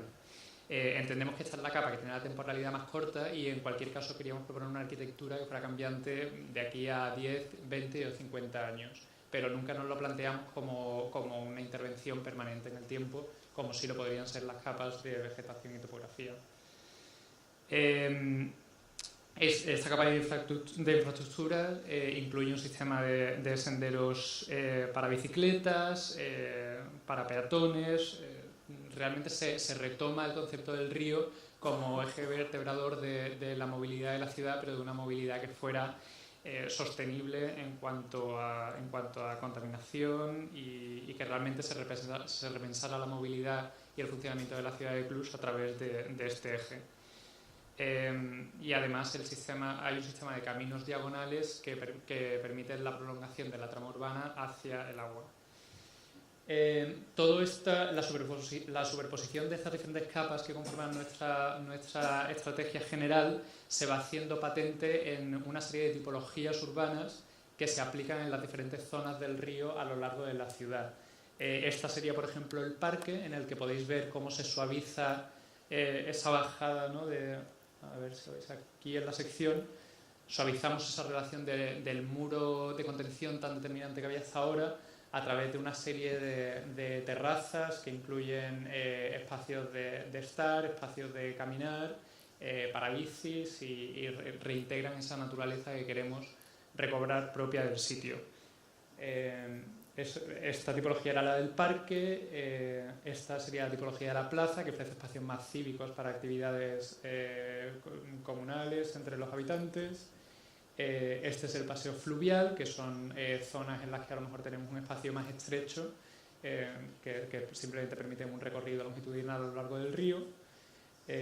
Esta sería la playa, en la que se retoma esa playa existente que comentaba José, pero realmente se hace también una transición más suave de la ciudad a la playa, de la playa al agua, y además se multiplicaba a lo largo del recorrido.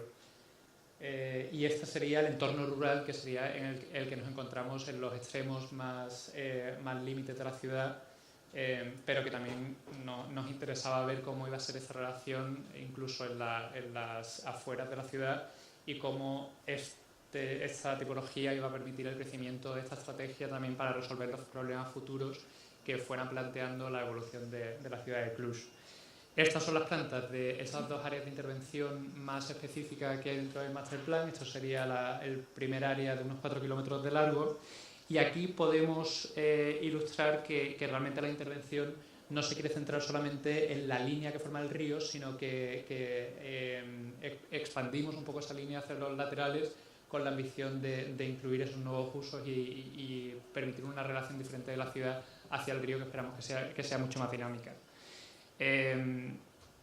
Y esta sería la planta de la zona 2, que es inmediatamente la relación de un parque existente con el río, y aquí vemos cómo queremos cargar estos nuevos márgenes de programa, de uso, que realmente hagan que la población quiera ir a estos sitios que hasta ahora no han sido de gran interés o de gran atracción general. Y además aparece el río como conector urbano y vemos cómo realmente a través de los caminos peatonales y de bicis se va creando una cadena continua. Incluso eso lo hacíamos patente con la implantación de 5 pasarelas, tanto de bicis como peatonales, a lo largo del recorrido de las dos intervenciones.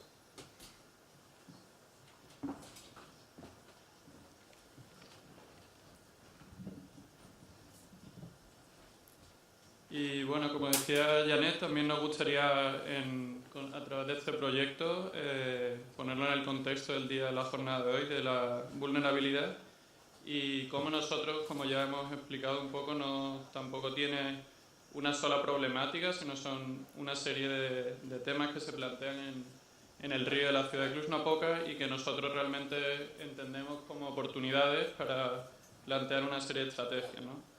La primera quizás sería el tema de la vulnerabilidad social, y nosotros entendemos como ese acceso que se le ha negado a los habitantes de la ciudad pues debía de hacerse un acceso mucho más cercano, y no solo a través de de este cambio en la sección, sino también de los flujos, ¿no? Y cómo a través de los senderos, ya sean peatonales o de bici, pues se podía mejorar mucho más esa conexión y darle una solución a esa ruptura que existe en la actualidad. También entendíamos, bueno, pues la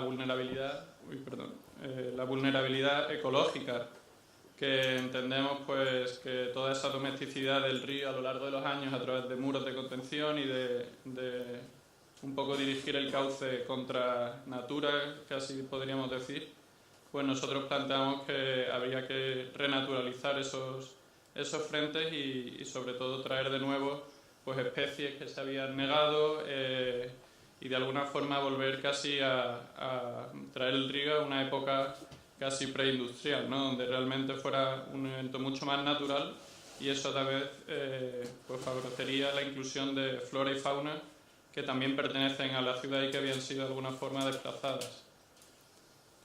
El tema también pues fundamental, ¿no? De la vulnerabilidad, digamos, en cuanto a movilidad y a conectividad.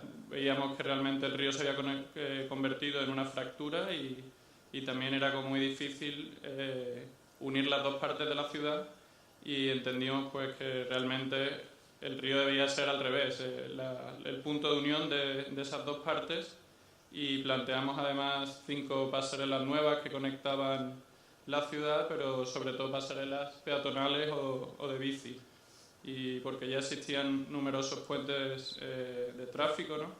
Pero que estaban siempre rompiendo esa relación del ciudadano con el río, y como también tratar de acercar al habitante, al usuario realmente del potencial de este sitio, ¿no?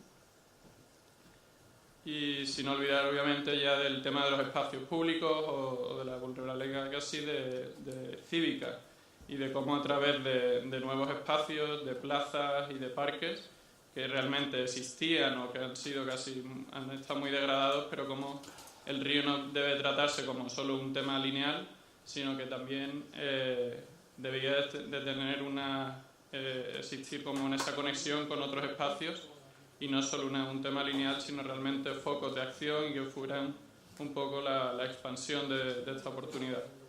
Y también, bueno, pues con todos los conceptos que se han ido mencionando anteriormente.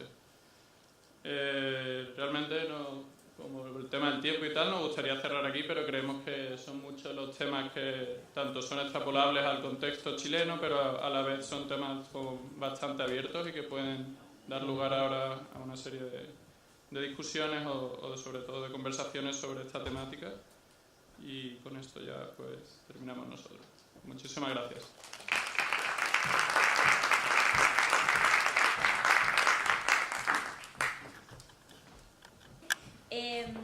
Ha sido, sí, como decía Felipe al principio, como un largo día al término de un largo fin de semana que empezó el jueves con la inauguración de la Bienal.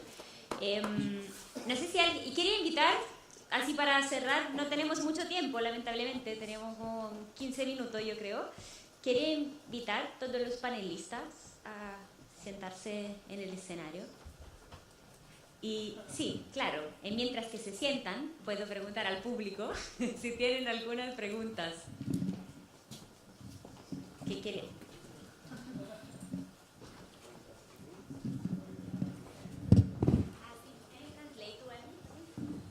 Ya, ¿hay alguna pregunta de cierre? ¿Lo dejaron con alguna curiosidad o cuestiones abiertas? Please. Ya no soy. ¿No? Y no sé si entre los panelistas incluso hay algunas preguntas para uno o el otro. ¿No? Ok, entonces, como se estaba diciendo, como que el tiempo no es mucho, y para cerrar un poco ese día, yo quería simplemente preguntarle, y en el marco de esta Bienal, ¿no? Que se está hablando de los diálogos impostergables, y nosotros como curadores hemos planteado estos diálogos impostergables y hecho un llamado y buscando cuáles proyectos en fondo se podían marcar en ustedes, en contestar esas cuestiones. Me gustaría volver la pregunta al revés, y para ustedes, como saber cuáles serían de verdad los diálogos impostergables que debemos plantear para enfrentar los desafíos de la sociedad y de la ciudad contemporánea, y también cuáles son las herramientas, si podrían elegir una para no hacerlo muy largo, que en su práctica adoptan para como material o herramienta con la cual enfrentan esos desafíos.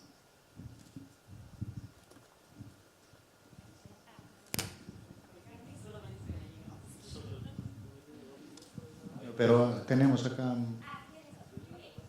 ¿Empiezas tú, Alex? No. Gracias. Bueno, nosotros, y mucho desde nuestra investigación aplicada, el diálogo impostergable, yo creo que primero que nada el diálogo tiene que ser entre muchas partes, y yo creo, desde mi punto de vista, la universidad por mucho tiempo ha estado ausente y nosotros hemos estado muy dedicados a ser presentes en la universidad. Creo que la atención que nosotros estamos intentando poner es siempre a las personas que están sufriendo en nuestro país, en nuestras ciudades, dado que es un país tremendamente urbanizado, pero también en otras regiones que no están tan urbanizadas, como lo mencionó Alex, el tema de la minería. La manera en que hemos intentado comprender eso es utilizar el territorio como una de las palancas, uno de los sistemas en los cuales se puede intervenir a través de diseño para revertir la situación crítica en que muchas personas se encuentran y viven.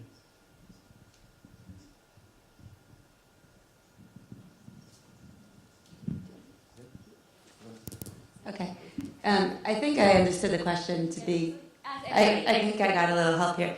So for us, I'm from America, so we have a big problem called Trump, and that has really changed where I thought that the world was, and I know it's not just our country, but for us, the unpostponable dialogue is really about climate change and the fact that I think everybody really touched on that in one way or another, the fact that our world is changing, and it's changing really rapidly, and we're trying to keep up with it as fast as we possibly can.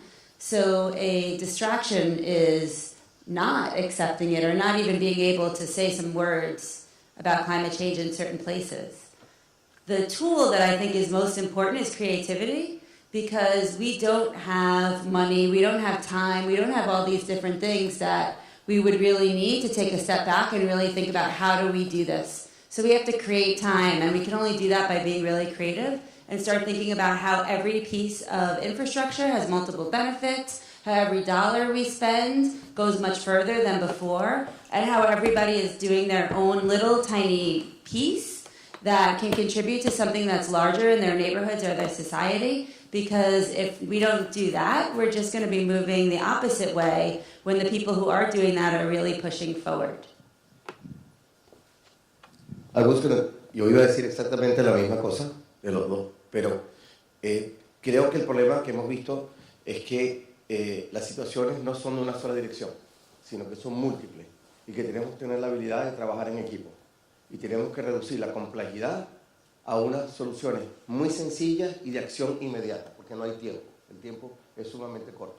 Y eso es algo que a veces los académicos que nos concentramos en ciertas especialidades nos enfrascamos sin no necesariamente comunicarnos con otros.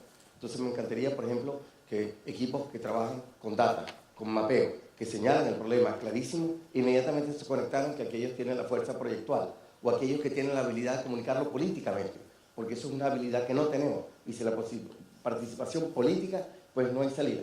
Entonces, de alguna forma, reducir las complejidades a unas acciones sencillas, y una cosa sumamente importante que me preocupa es la manera de comunicarlo, porque a veces dentro del medio académico y de investigación decimos las cosas de forma que la entendemos nosotros, pero que no le entienden aquellos, el político, la comunidad sencilla. Entonces hay una manera de expresarlo para que cualquiera lo entienda y que estemos de acuerdo. Creo que estamos diciendo casi lo mismo. Sí, en relación a ese punto, realmente, y to your point as well, me ha sido interesante cuando habéis apuntado antes que en Estados Unidos hasta ahora solamente se habían visto concursos públicos que pedían la solución a un problema muy específico y muy restrictivos para el diseñador, mientras que este concurso en específico era muy abierto y daba muy pocos parámetros con los que trabajar, y es el diseñador realmente el que tiene el papel de identificar el problema específico que se ataca y desde qué perspectiva.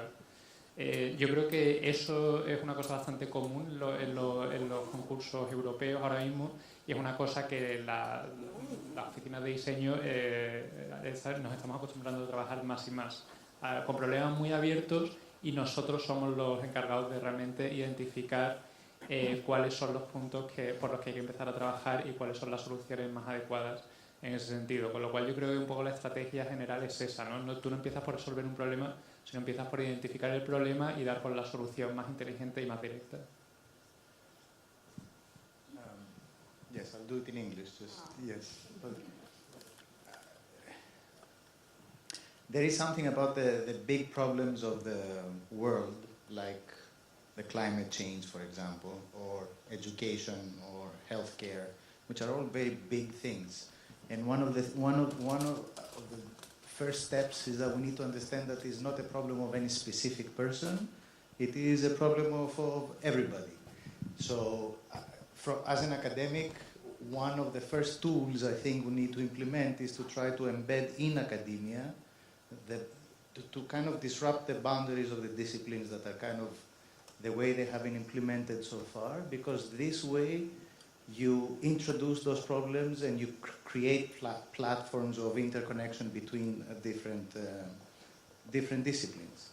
The second thing I would say is that we as architects, this is a Biennale of architecture, we need to think very carefully what is our discipline contributing to this platform. If you think of the discipline of medicine, all the knowledge, the discipline is a sack of knowledge that evolves over time and has a tradition and it evolves. It relates to disease. So you go back to it and you read something and you understand where a disease comes from, you understand possible ways to cure it and so on.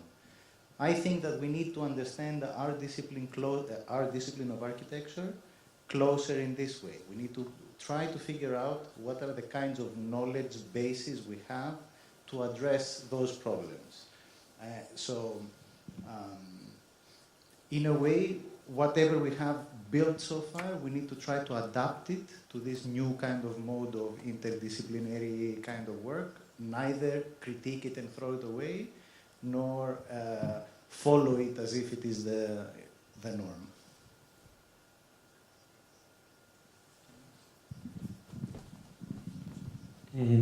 Para mí, bueno, una de las cuestiones impostergables es, creo que la Bienal está intentando es sacar de la irrelevancia que en algunos momentos la arquitectura ha caído, ¿no?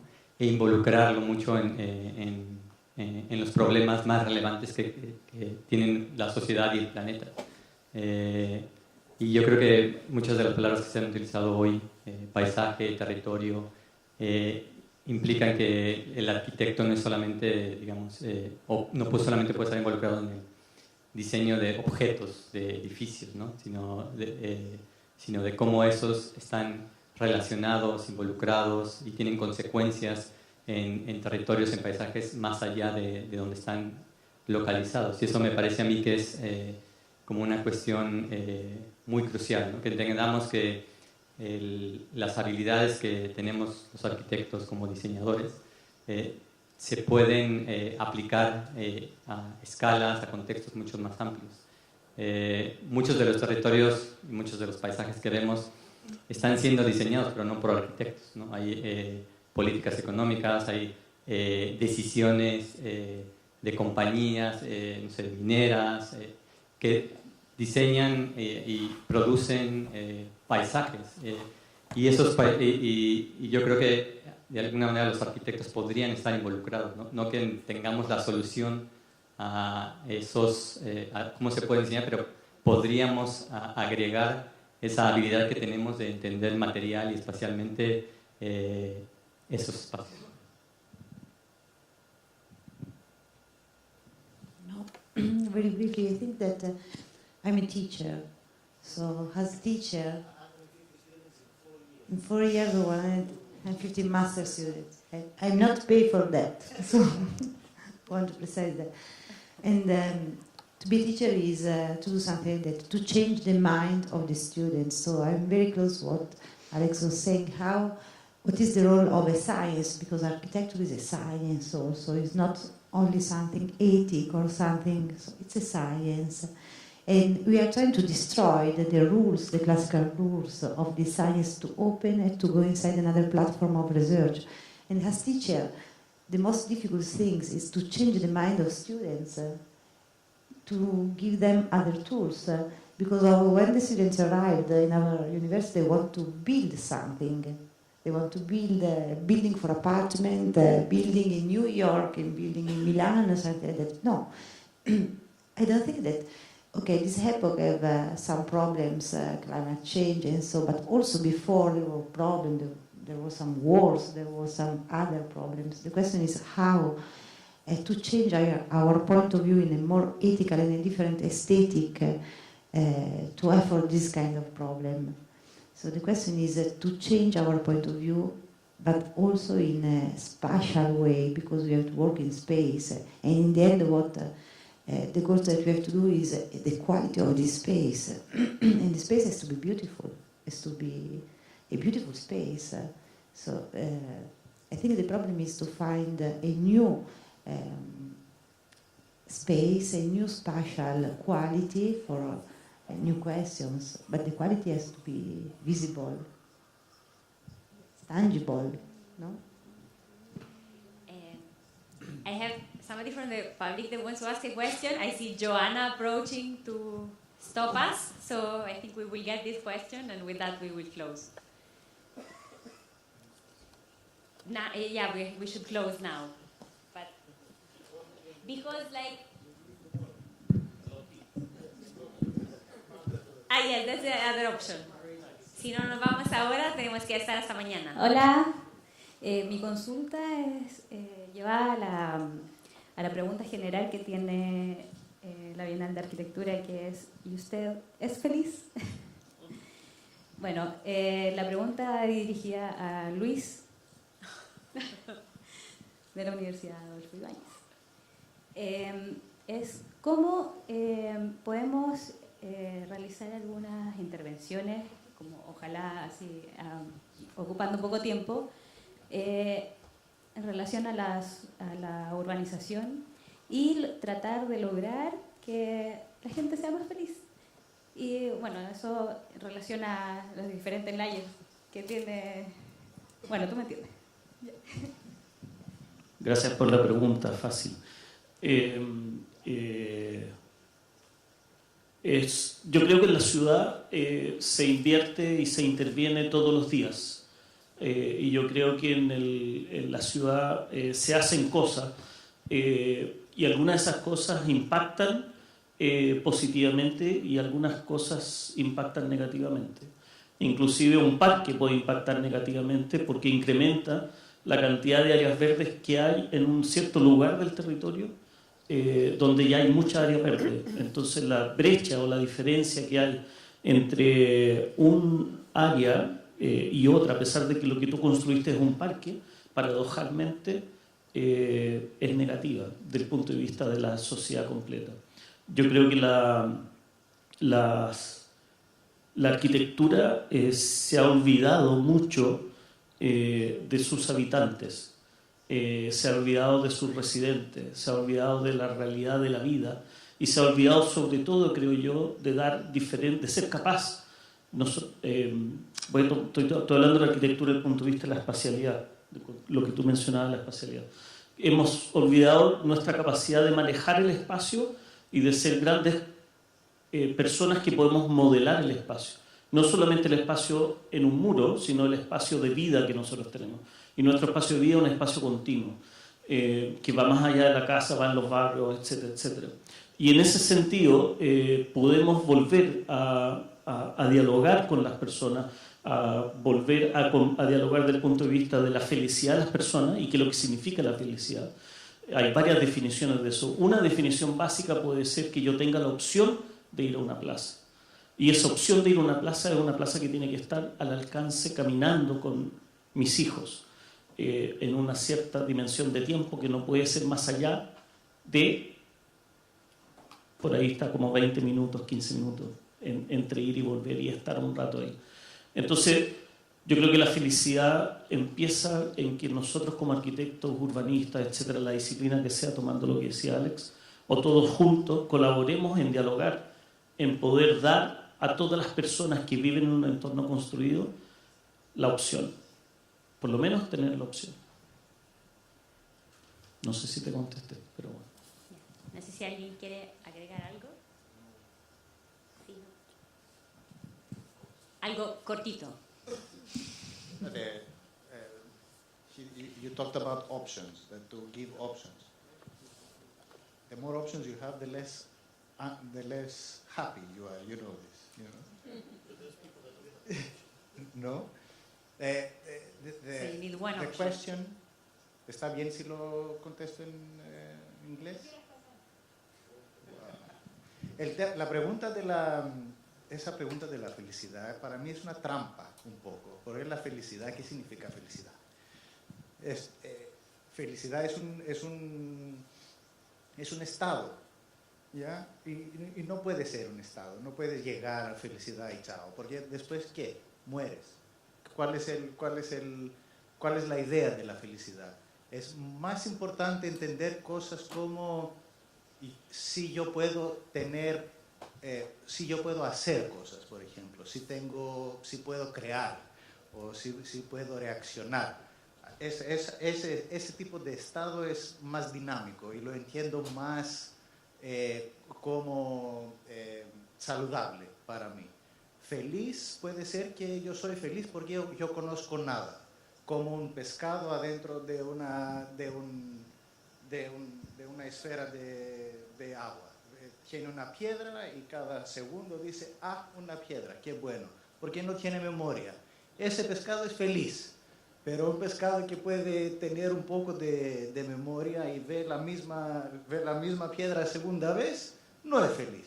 Entonces la felicidad es un poco, como pregunta, es un poco de trampa.